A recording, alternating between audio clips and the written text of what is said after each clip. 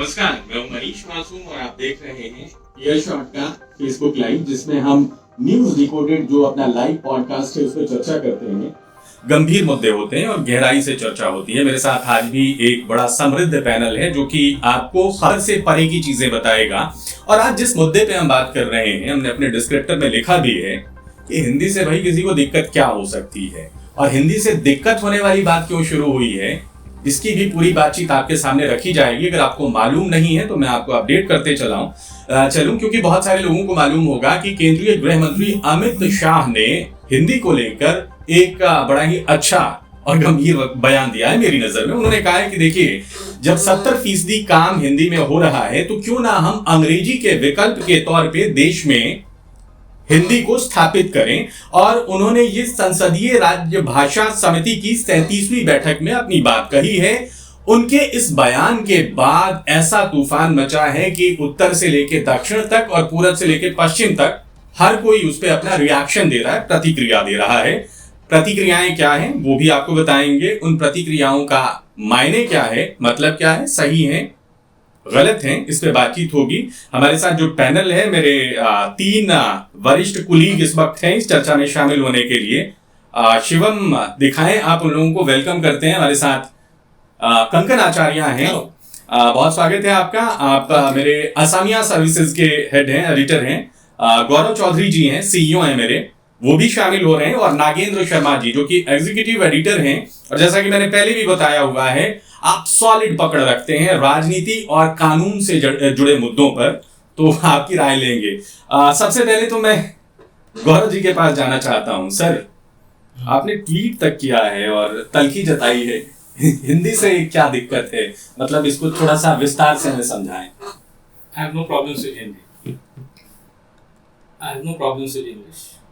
But I have a problem with an imposition of Hindi as a language of official transaction or anything for that matter in any state where Hindi is not the most widely spoken language. Ji. I come from Assam, and that is why I have very strong sentiments against this move. I have recently seen that Hindi will, I now understand that Hindi will now be made compulsory in all schools in Assam. In my view, that's an extremely bad idea. Hindi should be made optional. You cannot impose the idea of learning Hindi as a compulsory choice for students who do not speak Hindi at home. What will happen? Where is the risk? एक चीज और बताएं sir, इसी में हमें update होना बहुत जरूरी है। आप असम को बहुत करीब से जानते हैं। कब तक अनिवार्य भाषा है? कोई क्लास होगी जहां तक कि आपको हिंदी पढ़ना एकदम अनिवार्य ही है? ऐच्छिक और अनिवार्य 2 विषय होते हैं, तो कहां तक, कौन सी कक्षा तक पढ़ना जरूरी है? Why should it be made compulsory even in up to any class? मतलब ऐसा है क्या, और है तो किस क्लास तक? It will be made compulsory, what I understand, throughout high school. The details are still awaited, but it's a bad idea. I myself went to a vernacular medium school, an Assamese medium school. I had the option of selecting Hindi as an elective. After class 8, I stopped learning Hindi and chose Sanskrit. I had the choice then. ठीक है. If that choice is no longer given, and you have to compulsorily learn Hindi, then what will happen? Because Hindi is more widely spoken than Assamese, then people will tend to spend more time in trying to learn Hindi. And all these children who study in Assam, a majority of them do not have Hindi as their mother tongue. They do not speak Hindi in their homes. Please remember one thing. When a word dies, a world disappears. बिल्कुल, सभ्यताओं का खात्मा होता है। आपने जो बात कही उसमें थोड़ा सा मुझे और फर्क करके समझना है। गौरव चौधरी सर ने बताया कि देखिए, अनिवार्य किया जाना, थोपा जाना है। अगर दूर दराज का कोई इलाका है तो उस पर आप थोप नहीं सकते हैं, लेकिन इसमें बारीक सा फर्क है। अमित शाह ने कहा है कि ये अंग्रेजी का विकल्प हो सकता है, और अंग्रेजी का विकल्प हमारी भाषा क्यों ना हो और क्यों नहीं होनी चाहिए, इस पे बात करने की जरूरत है। Nagendra Sharma ji, मंदेरिन, French, German, Russian, तमाम भाषाएं हम देख रहे हैं बहुत समृद्ध हैं और उनको उस पर गर्व होता है। उन्होंने एक विकल्प के तौर पे रखा है, किसी अंग्रेज को कारोबार करने जाना होता है चीन, ट्रांसलेटर लेके जाए। इस लेवल तक वो मजबूती को लेके गए हैं। एक औपनिवेशिक भाषा रही है अंग्रेजी। नागेंद्र सर की तरफ चलें आप उनका रिएक्शन जानना जरूरी है। उन्होंने इतना मतलब अपनी विस्तारवादी नीतियों के कारण या जैसे भी विश्व में एक भाषा स्थापित कर दी कि हाँ जी अंग्रेजी है तो अंग्रेजी आपको जानना है। तो क्या इस दिशा में हम नहीं सोच सकते हैं कि हमारी भाषा इतनी समृद्ध हो? हालांकि मैं अभी भी कह रहा हूं, एक शर्त है इसमें। यहाँ पे अमित शाह की बात में कहीं भी मुझे वो थोपने वाली बात नहीं दिख रही है। उन्होंने ये कहा है कि हम अंग्रेजी के विकल्प क्यों नहीं हो सकते हैं बड़े पैमाने पे।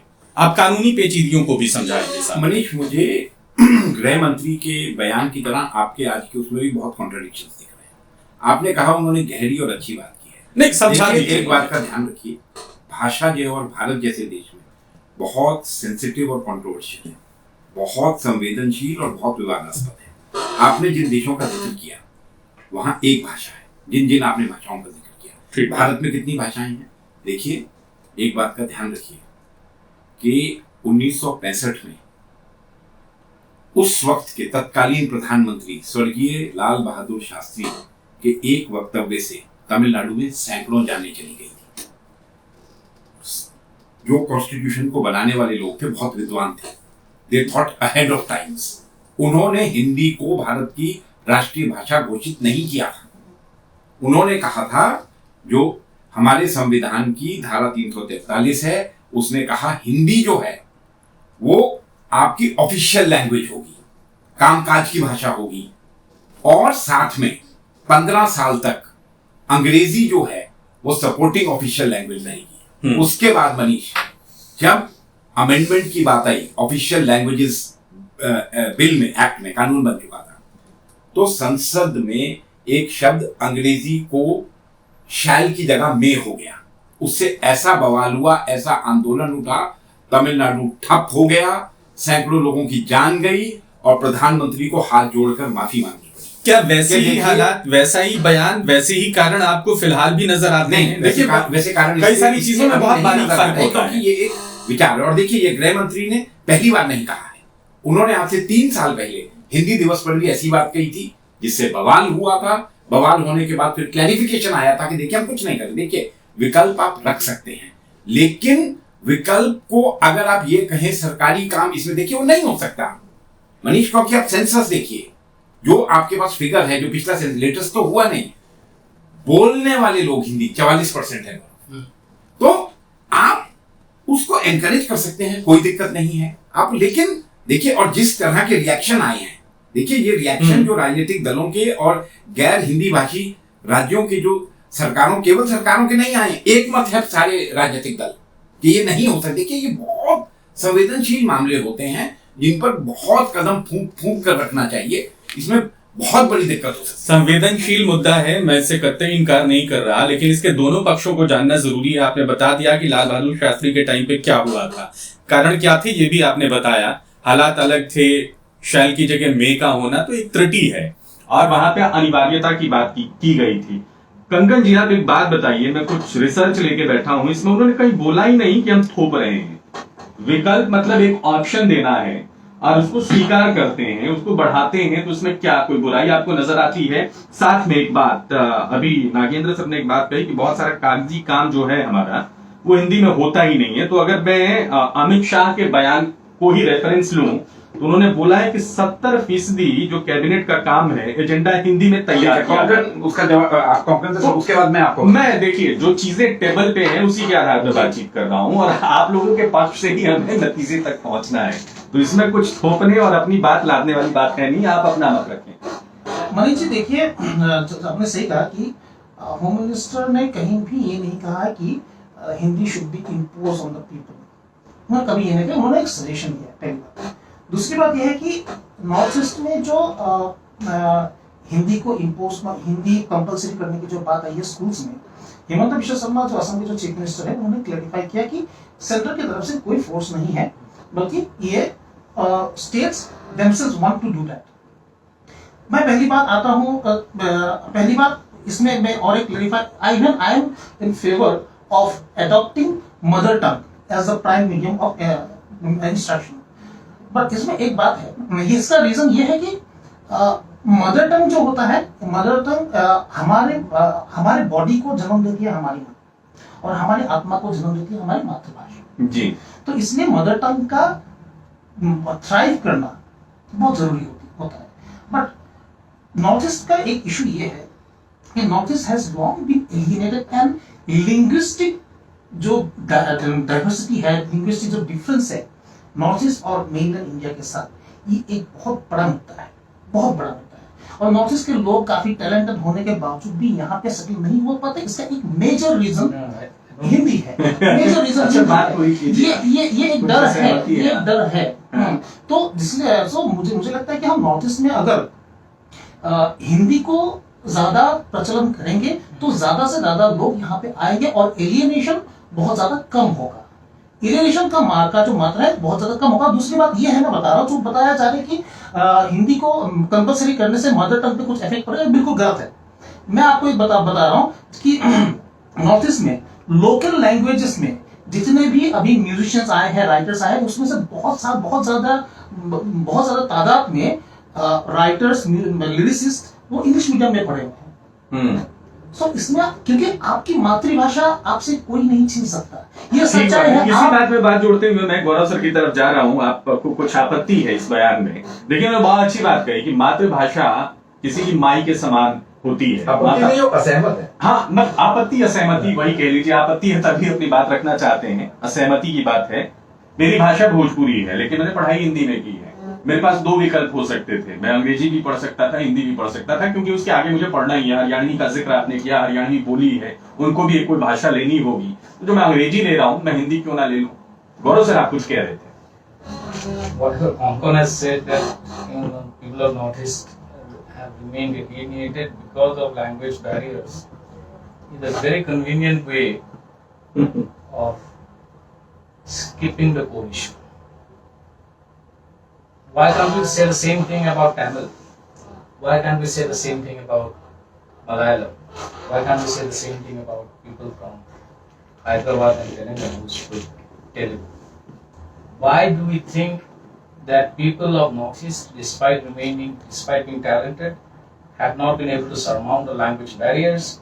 And that is why Hindi should be learned in a much more mainstream manner to enable armies of youth from India's Northeast to join the so-called Indian mainland.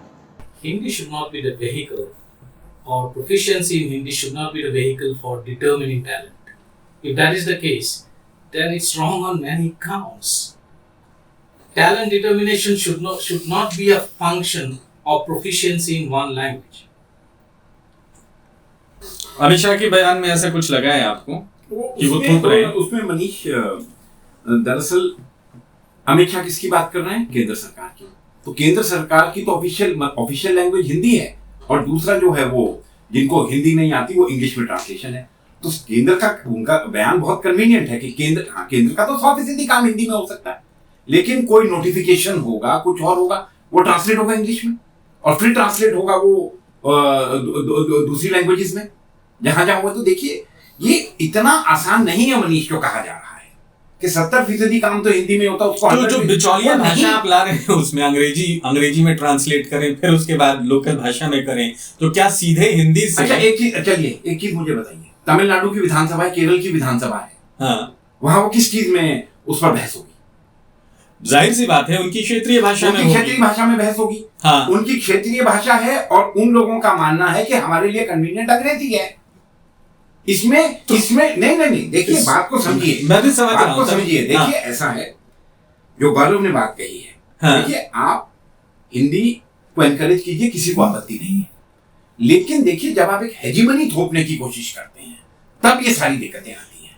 तो गांधी जी ने कहा भी है, मुंडे मति भिन्ना, तो ठीक है, सबकी अपनी अपनी विचारधाराएं, बातें हैं, सोच है। I'll make a small point here. हाँ, एक प्रश्न है सर, मैं वो करूंगा बहुत मतलब लॉजिकल। जी सर, आप बताएं। Whole, and this has come with repeated regularity. Yeah. It's not that it's happened only for the first time. नहीं, So 3 years ago, the Home Minister said the same thing in Hindi Divas. This is politics. Correct. This is real politic that is at play. In this process, and why is this real politic at play? What is it for BJP? BJP is on an expansionist mode politically. That is perfectly legitimate. Every political party has ambitions and can be expansionist. But in the process, they are trying to impose a template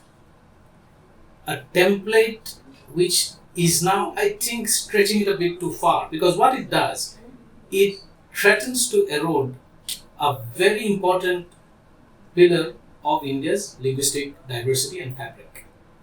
That could actually end up. थोड़ा अंतर्विरोध है sir. अगर Bharatiya Janata party विस्तारवादी है, विस्तार चाहती है, तो क्यों पंगे मोल रही है?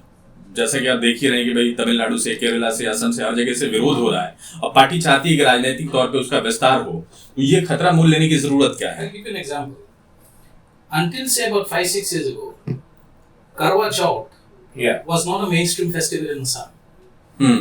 It is now a mainstream festival. Assamese weddings never used to celebrate something called the Sangeet. It is now celebrated. These are all examples of the gradual, slow influence of Hindi-centric culture that is invading various parts of the country because of political expansionism, nothing else. और मनीष, एक चीज मत भूलिए, देखिए भारत में ऐतिहासिक तौर पर जो राज्यों का गठन हुआ है वो भाषा के आधार पर, लिंग्विस्टिक, आपकी लिंग्विस्टिक स्टेट्स हैं। तो उनकी आजादी, 1956 भाषाई आजादी हम रहने देते हैं, उस पे खतरा कहाँ है? स्टेटमेंट में देखिए, एक बात समझिए, ये सारी चीजें, एक तो भारतीय गौरव ने बहुत इंपॉर्टेंट बात कही है कि देखिए भारतीय जनता पार्टी की जो राजनीति है वो क्या मानी जाती है? भारतीय जनता पार्टी अब एक्सपेंड कर, वैसे क्या मानी जाती थी? काउ बेल्ट की पार्टी है, ठीक है। पश्चिम बंगाल में आप देखिए, भारतीय जनता पार्टी का जो सारा वो था कैंपेन, और वो सारा था वो हिंदी में था। बहुत कारण थे, और लेकिन एक प्रमुख कारण कि वो नहीं जो जुड़ पाए। देखिए क्या हो रहा है कि जैसे ही बिल्कुल मैं गौरव से बिल्कुल सहमत हूं कि ये सारा राजनीतिक है, पॉलिटिकल है, इसके पीछे कोई सोशल, इकोनॉमिक कोई और कारण नहीं है। आप भाषा का मुद्दा नहीं छेड़ते जब बहुत बड़ी बड़ी समस्याएं आपके समय बहुत कम है, इसलिए मैं बीच में टोक रहा हूँ। कंकन आचार्य को अपनी बात रखनी है। इसको जो जैसे देखे वैसे उसको दिख रहा है, क्या आपको ऐसे लग रहा है? आप भी कुछ कहना चाह रहे हैं? नहीं, पहली बात तो ये है कि जो अभी जो गौरव ने जो बात कहा कि टैलेंट जो है लैंग्वेज डिटरमाइन नहीं कर सकता, but we have to accept the reality that we are a society और a society of complex system that is driven by the market forces. Yeah, absolutely. Just I'll butt in. Sorry for butting in. Using the same logic, why don't we teach medicine or medical sciences in Hindi? There's a reason. Medical literature is available in English.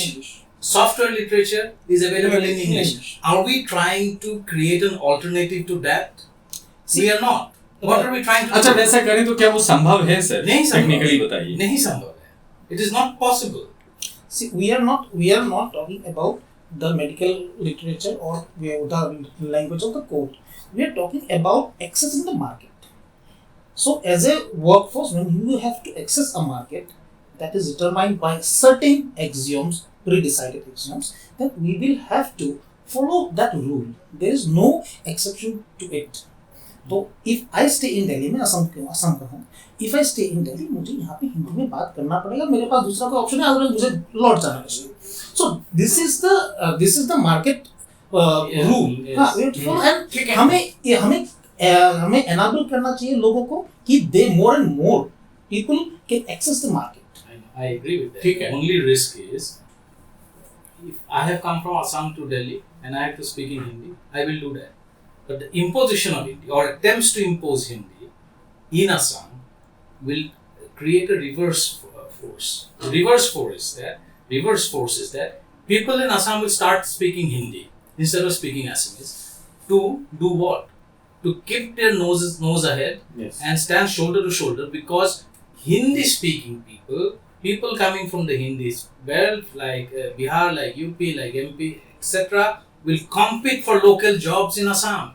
The same will happen here also. That is unlikely to happen. ये भविष्य की चिंताएं कि ऐसा होने The लगेगा, ऐसा same हो- can happen here also That- because a person, a guy who is trained in Hindi from class 1 itself, can be very proficient in Hindi when he grows up to be a All graduate. of us have come from different states. We have the reason we are here is not because of our proficiency in Hindi.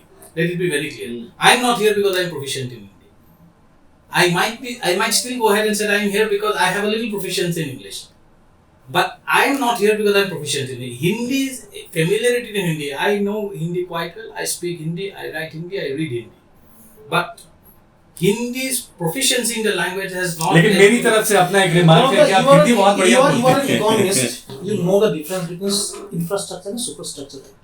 Infrastructure is the Hindi, and superstructure is the English. And your knowledge and the monument of knowledge which we have created by your hard work and all. But the point is, the basic infrastructure still lies Hindi. But if you cannot speak Hindi today, life will be very difficult for you here. I can get away and complete the full professional career without speaking. मेरे Hindi. Producer लगातार मुझे इशारा कर रहे हैं कि देखिए भाई आप लोग समय बढ़ा रहे हैं, लेकिन आप लोगों ने अपनी अपनी बात रखी है, सबकी अपनी चिंताएं हैं, लेकिन इस पूरी बातचीत में या पूरे लेकिन स्टेटमेंट मनीष जी, जिसमें आपकी बातचीत क्या राय है इस बारे में? मैंने मेरे प्रश्नों से थोड़ा सा झलका भी होगा, क्योंकि मेरी चिंताएं थी कि इसका विरोध क्यों हो रहा है। अगर हिंदी को चिंता है कि विरोध नहीं होना। हाँ, तो मैंने बता दिया, मतलब निजी तौर पे अगर पूछे आप तो क्यों विरोध हो रहा है? विरोध अगर होगा क्योंकि जिस भाषा को अभी आधा देश नहीं स्वीकार कर रहा, उसको आप नहीं थोप सकते। उसको उस पर आप परसुएट करिए, धीरे से देखिए आपको मैंने बताया कि आपको 1965 में हाथ जोड़कर संसद में कानून वापस देखिए उस वक्त के हालात और कारण आपने अलग अलग बताए सर, मैं उस वक्त के हालात और कारण अलग अलग बताए, लेकिन Persuasion is the first step before Yes, coercion. देखिए अब भविष्य की चिंताओं को लेके आप लोग ऐसा बोल रहे हैं, लेकिन जो बयान है जिसपे धड़ाधड़ बयान आ रहे हैं उसमें कहीं भी नहीं दिख रहा है कि हम बाध्य कर रहे हैं, अनिवार्य कर रहे हैं। कई बार गलती से फुल टॉस फेंक देते हैं तो इसी तरह शिक्षा लगता है। खैर ये अपना अपना मत है, आप लोगों ने अपनी अपनी बात रखी, सोचने के लिए हर कोई आजाद है, आप सोच सकते हैं। जो बयान था, बयान के बाद जो कुछ भी हुआ, सब कुछ एकदम दूध का दूध और पानी की तरह हम आपके सामने रख दिया है। फिलहाल न्यूज़ डिकोडेड के इस एपिसोड में इतना ही। नमस्कार।